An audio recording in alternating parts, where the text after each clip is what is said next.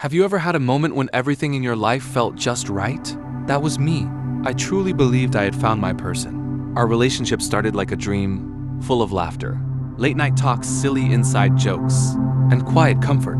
It wasn't the fireworks kind of love, but something better, a steady warmth that made me feel safe. We planned our weekends together, cooked dinners side by side, and talked about traveling the world. There was this simple, unspoken understanding between us, or so I thought. Looking back, I realized how much I trusted him with every piece of my heart. I wasn't someone who fell easily, but with him, I did, completely. I guess that's what made what came later hurt so much more. At first, nothing seemed wrong. He was attentive, kind, and present. We laughed, we dreamed, we shared so much. I was convinced we were on the same page, walking the same path. I truly believed he felt the same depth of connection that I did. But sometimes, when things feel too perfect, maybe it's human nature to start noticing the tiny cracks. I didn't know it then, but those tiny cracks were already beginning to form. Little moments I brushed aside, thinking I was just overthinking. I wish I could go back to that innocence, that beautiful, unguarded version of myself who believed love alone was enough to keep two people together. But life had other plans. Pause. Have you ever had a time where you trusted someone so completely, only to find out you maybe shouldn't have? It started with small things you wouldn't even question at first. There were more texts coming in at odd hours. He would glance at his phone and smile, but not share the joke with me like he used to. He started turning his phone face down on the table, saying it was just a habit. And then there were the nights he seemed distant, sitting right next to me, but somehow feeling 1,000 miles away. At first, I didn't want to make a big deal out of it. After all, relationships have ups and downs, right? I convinced myself I was just being insecure. I didn't want to be that person, the one who snoops or accuses without reason. But the feeling in my gut wouldn't go away. It was this quiet whisper that something wasn't quite right. And no matter how hard I tried to silence it, it only grew louder with time. I remember one evening, we were curled up on the couch, and a message popped up on his screen. I caught a glimpse of the name. It was a woman's name I didn't recognize. He quickly swiped it away and laughed it off when I asked. "She's just a friend," he said, so casually. "You don't have to worry." I wanted so badly to believe him, to hold on to the trust that was the foundation of everything we had built. But deep down, a tiny crack in my heart had already formed. And once you notice a crack, it's almost impossible to unsee it. Pause. Have you ever ignored your instincts? Because you were scared of what the truth might be? After weeks of trying to quiet my mind, I finally realized I couldn't carry the weight of my doubts alone anymore. One evening, as we sat together after dinner, I worked up the courage to ask him directly. My voice trembled slightly as I said, "Can you tell me more about her? About this friend?" He looked surprised at first, maybe even a little defensive. He let out a small laugh and shook his head, brushing it off like it was nothing. "I told you already," he said. "She's just someone I know from work. You have nothing to worry about." But his words felt thin, like paper trying to cover up a gaping hole. I pushed a little further, asking why he hadn't mentioned her before if they were just friends. Why he was hiding messages, why he felt so distant lately. He sighed, the way someone sighs when they're tired of an argument. Except we weren't even arguing. I was just asking to understand. "You're overthinking it," he said, a little sharper this time. "You're making drama out of nothing." And in that moment, I started doubting myself all over again. Was I overreacting? Was I letting fear cloud my judgment? But deep down, something in his eyes didn't match his words. His body language closed off, defensive. It told a different story. I left the conversation feeling even more confused, even more alone. It's a painful thing when you realize you're starting to question your own reality just to keep someone else's story intact. Soft breath, slight pause. Have you ever second-guessed yourself just to keep the peace with someone you loved?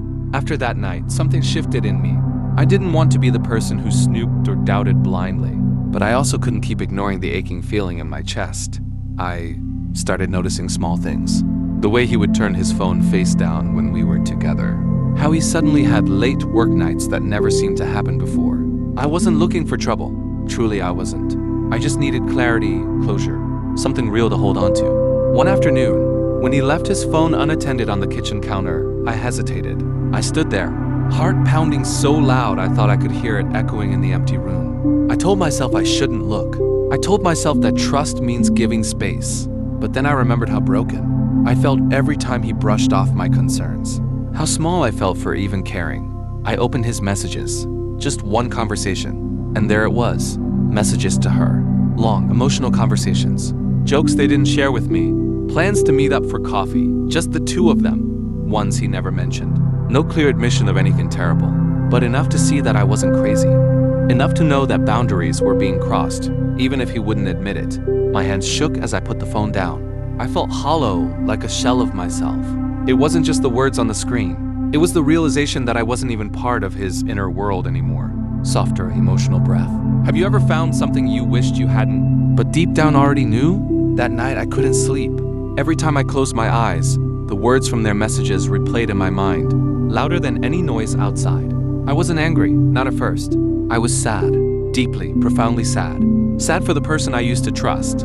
Sad for the love I thought we shared. Sad for myself, standing alone in the ruins of something I once believed was unbreakable. The next morning, over a quiet breakfast, I finally found the courage to speak.